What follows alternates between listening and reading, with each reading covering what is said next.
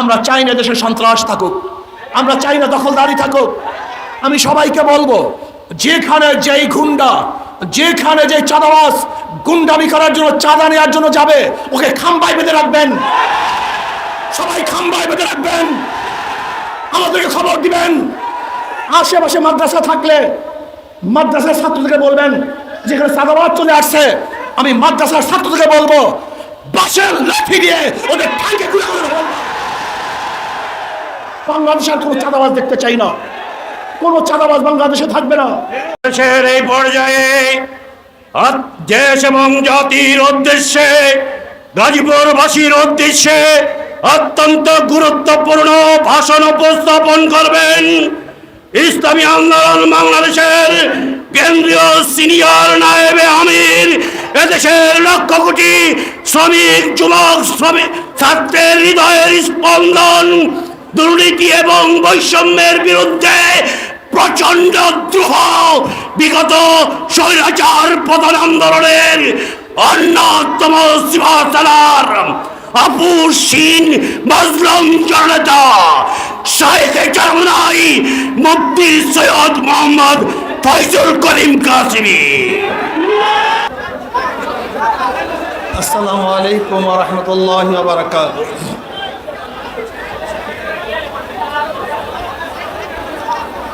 নাহমাদু ওয়া সাল্লি আলা রাসূলিল কারীম, আম্মা বাদ।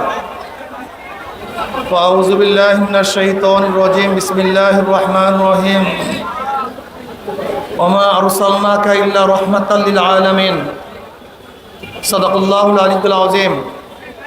সবাই পড়েন সাল্লাল্লাহু আলাইহি ওয়াসাল্লাম। ইসলামী আন্দোলন বাংলাদেশ গাজীপুর জেলা ও মহানগর শাখা কর্তৃক আয়োজিত আজকে এই গণ সম্মেলনের সম্মানিত সভাপতি, কেন্দ্রীয় নেতৃবৃন্দ, সকল স্তরের জনমান ভাইয়েরা আমার, আল্লাহ পাকের শুকর, আল্লাহ পাক রব্বুল আলামিন আপনাকে আমাকে দামি এক মজলিসে, দামি এক উদ্দেশ্যকে নিয়ে সামনে এখানে আসার তৌফিক দান করছেন। এর জন্য শুকরিয়া আদান আমরা সবাই বলি আলহামদুলিল্লাহ। ইসলামী আন্দোলন বাংলাদেশ কি ও কেন, এই সম্পর্কে কম বেশি আমরা সবাই জানি। ইসলামী আন্দোলন বাংলাদেশ বিশ্বাস করে শুধু দেশ, দল এবং নেতা পরিবর্তনের মাধ্যমেই মানুষের শান্তি আসতে পারে না, মুক্তি আসতে পারে না। তারা বলেন এদেশ বারবার পরিবর্তন হয়েছে। এক সময় ব্রিটিশ থেকে আমরা দেশ স্বাধীন করেছিলাম, দ্বিতীয়বার ভারত থেকে পাকিস্তান নামে একটা দেশ স্বাধীন করেছিলাম, তৃতীয়বার পশ্চিম পাকিস্তান থেকে বাংলাদেশ নামে একটা দেশকে স্বাধীন করেছিলাম, আর চতুর্থবার 2024 5ই আগস্ট ফ্যাসিস্ট, খনি এবং দুর্নীতিবাজ শেখ হাসিনার কবল থেকে আমরা দেশকে চতুর্থবার স্বাধীন করেছি। আমরা বারবার দেশ স্বাধীন করেছি, কিন্তু মানুষের ভাগ্যের পরিবর্তন এখনো ঘটাতে পারি নাই। আমরা এদেশে আইয়ুব খানের শাসন দেখেছি, আমরা দেখেছি শেখ সাহেবের শাসন, আমরা দেখেছি জিয়াউর রহমান সাহেবের শাসন, আমরা দেখেছি সত্তার সাহেবের শাসন, আমরা দেখেছি এরশাদ সাহেবের শাসন, আমরা দেখেছি খালেদা জিয়ার শাসন, আর শেখ হাসিনার শাসন তো আমরা দেখছি, উৎখাত করেছি, বারবার নেতার পরিবর্তন করেছি, কিন্তু জনগণের এখনো ভাগ্যের পরিবর্তন হয় নাই।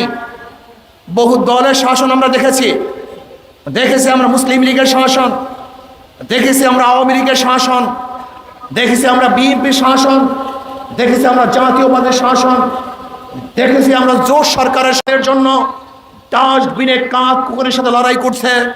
আজকে আমরা দেখছি বাংলাদেশের মানুষ আশরাফুল মাখলুকাত খোলা আকাশে নিচে শুয়ে আছে। আজকে আমরা দেখছি হাজারো মানুষ চিকিৎসার অভাবে ধুকে ধুকে মরছে। আজকে আমরা দেখছি হাজারো বিধবা ক্ষুধার তাড়নায় যন্ত্রণা ভোগ করছে। আজকে আমরা দেখছি হাজারো মিসকিন, হাজারো এতিম, হাজারো শিশু তারা ক্ষুধার্ত অবস্থায় ঘুমাচ্ছে, হাজারো মানুষ শান্তি নাই, মুক্তি নাই, তাদের পেটে খাদ্য নাই, তাদের শরীরের মধ্যে বস্ত্র নাই, তাদের উপরে কোনো ছায়া নাই, তারা আজকে শিক্ষিত হতে পারছে না। যদি বাংলাদেশের মানুষ শুধু দল এবং দেশ এবং নেতা পরিবর্তনের মাধ্যমেই শান্তি পেত, তাহলে এই মানুষগুলো আজকে কষ্ট করতো না। কিন্তু কেন কষ্ট করতেছে? কারণটা কোথায়?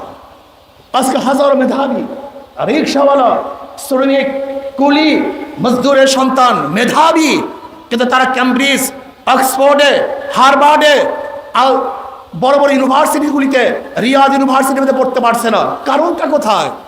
এর কারণটা কি? আজকে হাজারো মিসকিন, হাজারো বিধবা তারা ক্ষুধার চালনায় অজরে পানি, চোখের পানি ঝরাচ্ছে, কিন্তু তাদের মুখের মধ্যে খানা তুলে দেওয়ার মতো কোনো ব্যক্তি আমরা দেখছি না। আজকে হাজারো নির্দোষ আসামিরা কোর্টের মধ্যে ঘুরছে সুবিচার পাওয়ার জন্য, ন্যায্য বিচার পাওয়ার জন্য, কিন্তু ন্যায্য বিচারের অভাবে হাজারো মাজলুম আজকে জেলখানায় ধুকে ধুকে মরছে, ফাঁসিতে ঝুলছে, কিন্তু তাদের পাশে আমরা দাঁড়াতে কেন পারছি না? এর কারণটা কোথায়? আজকে 92% মুসলমানদের দেশে মুসলমানরা বুক ফুলিয়ে কথা বলতে পারছে না। আজকে মুসলমানদের দেশে দাড়ি রেখে হাজারো জায়গায় চাকরি হয় না। আজকে মুসলমানদের দেশে হাজারো জায়গায় টুপি পরে চাকরি করতে পারছে না। আজকে হাজারো আমার মা এবং বোনেরা বোরখা পরার কারণে তাদের চাকরি হচ্ছে না। আজকে হাজারো মুসলমানেরা দাড়ি এবং টুপি রাখার কারণে ইউনিভার্সিটির মধ্যে ভর্তি করতে পারছে না। দেখতে হবে, বুঝতে হবে, আজকে জালেমরা ইসলামী ফুবিয়ার নামে ইসলামকে ধ্বংস করার চক্রান্ত করতেছে। এটা আমরা বাংলাদেশের মানুষ মানতে পারি না। আমার যুবক বাবারা, তোমরা কি দেখেছো?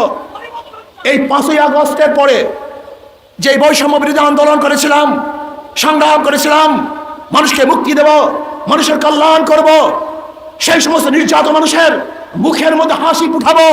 যারা ক্ষুধার্ত তাদের ক্ষুধা নিবারণ করব, যারা বস্ত্রহীন তাদের বস্ত্রের ব্যবস্থা করব, যারা গৃহহীন তাদেরকে গৃহের ব্যবস্থা করব, যারা অসুস্থ অবস্থায় চিকিৎসাবিহীন ধুকে ধুকে মরছে তাদের সুচিকিৎসার ব্যবস্থা করব। কিন্তু আমরা কি দেখলাম? আবারও লুট, আবারও দখলদারি, আবারও চাঁদাবাজি, আবারও গুন্ডামি, আবারও বদমাশি। এর জন্য ছাত্র জনতা জীবন দেয় নাই, এর জন্য ছাত্র জনতা রক্ত দেয় নাই, এর জন্য আমার ভাইয়েরা পঙ্গু হয় নাই। আমরা চাই না দেশে সন্ত্রাস থাকুক, আমরা চাই না দখলদারি থাকুক। আমি সবাইকে বলবো, যেখানে যেই গুন্ডা, যেখানে যে চাঁদাবাজ গুন্ডামি করার জন্য, চাঁদা নেওয়ার জন্য যাবে, ওকে খাম্বায় বেঁধে রাখবেন। সবাই খাম্বায় বেঁধে রাখবেন, আমাদেরকে খবর দিবেন। আশেপাশে মাদ্রাসা থাকলে মাদ্রাসার ছাত্রদেরকে বলবেন, যেখানে চাঁদাবাজ চলে আসছে, আমি মাদ্রাসার ছাত্রদেরকে বলবো, বাঁশের লাঠি দিয়ে ওদের ঠাইকে ঘুরে ঘুরে বলবো।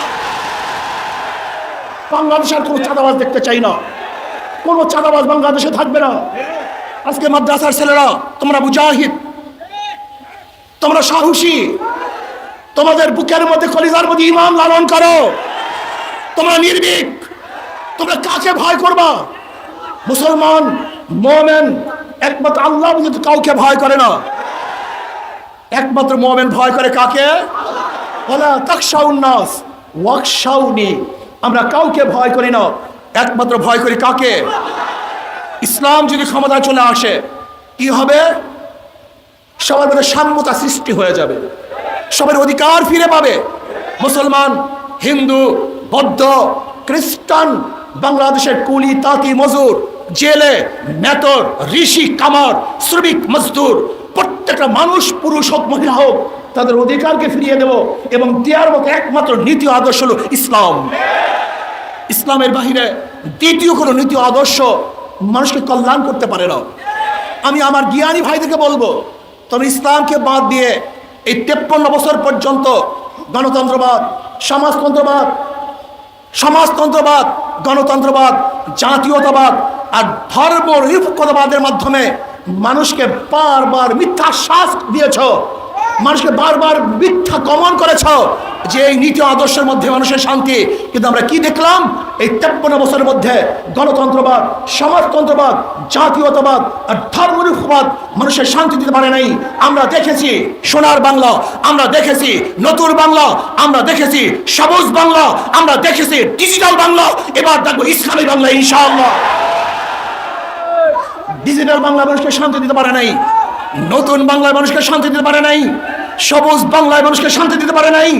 আসো এবার সম্মিলিতভাবে ইসলামী বাংলা করব, যেই বাংলায় প্রত্যেকটা মানুষের অধিকারকে ফিরিয়ে দিবে, সমস্ত মানুষ শান্তি ভোগ করতে পারবে ইনশাআল্লাহ। আমি হিন্দু ভাইদেরকে বলবো, সামনে দুর্গাপূজা চলে আসছে, আর উদ্যমের সাথে আরো আনন্দের সাথে দুর্গাপূজা পালন করবেন। আওয়ামী লীগের আমলে যেইভাবে দুর্গাপূজা পালন করছেন, তার চেয়ে ওজন এবার দুর্গাপূজা উৎসব আপনারা বেশি করতে পারেন। কিন্তু মনে রাখতে হবে, ধর্ম যার যার, উৎসব তার তার। ধর্ম যার যার, উৎসব তার তার, ভোলাবেন না। আর দুর্গাপূজা নিয়ে কেউ যদি রাজনীতি করতে চায়, চক্রান্ত করতে চায়, ইসলামী আন্দোলন বাংলাদেশের প্রত্যেকটা নেতা কর্মী অত্যন্ত প্রহরী অবস্থা আছে, তারা পাহারা দিবে। আমাদের সংখ্যালঘু ভাইয়েরা তাদের পূজা উদযাপন করবে, ধর্ম পালন করবে, নির্বিঘ্নে করবে, শান্তির সাথে করবে, নিরাপত্তার সাথে করবে। এই দায়িত্ব ইসলামী আন্দোলন বাংলাদেশ কাঁধে তুলে নিয়েছে ইনশাআল্লাহ। ভাইয়েরা আমার, ইসলামী আন্দোলন বাংলাদেশ শান্তির এক সংগঠন। অনেক মানুষই আছেন ভদ্র, যোগ্যতা সম্পন্ন, জ্ঞানী, গুণী, কিন্তু তারা রাজনীতিতে আসে না কেন? ঘুণে ধরা রাজনীতি, পচা রাজনীতি, নষ্ট রাজনীতি তারা আসতে চায় না। আমি ওই সমস্ত ভদ্র ভাইদেরকে বলবো, আপনি যদি লুকিয়ে থাকেন, এখানে না আসেন, তাই লুচ্চা এবং গুন্ডা বদমাশেরা এই জায়গাকে দখল করে নেবে। এজন্য আসুন, যারা ভালো, ভদ্র, জ্ঞানী, আপনারা এই ময়দানে আসলে কোনো বদমাশরা এখানে থাকতে পারবে না, পালাতে বাধ্য হবে ইনশাআল্লাহ। এই জন্য সবাইকে অনুরোধ করবো, আসুন ভদ্র মানুষগুলি, যারা হিরুক তুল্য, মানিক তুল্য, মুক্তা তুল্য, আর নাসু মাআদিনু কামাআদিনিজ যাহাবি ওয়াল ফিদ্দা, খিয়ারুন ফিল জাহিরাতে খিয়ারুন ফিল ইসলামি ইযা ফাকিহু, যারা বিশাল বিশাল জ্ঞানের ভান্ডার নিয়ে বসে আছেন, আদর্শ নিয়ে বসে আছেন। আমরা চাই ইসলামী আন্দোলনের পতাকা ঐক্যবদ্ধ হয়ে একসাথে এই দেশটাকে গড়ব, এই জাতিকে গড়ব। ইসলাম, দেশ এবং মানবতার জন্যই ইসলামী আন্দোলন বাংলাদেশ রাজনীতি করে। এই ছায়াতলে সবাইকে ঐক্যবদ্ধভাবে আসার অনুরোধ রেখে জালেম মুক্ত এক দেশ গড়ার জন্য, যেখানে থাকবে না কোনো বৈষম্য, সেই বৈষম্যহীন এক দেশ গড়ার জন্য আপনাদের সবাইকে দাওয়াত রেখে, উদাত্ত আহ্বান রেখে আজকের বক্তৃতা এখানেই শেষ করছি। আল্লাহ হাফেজ।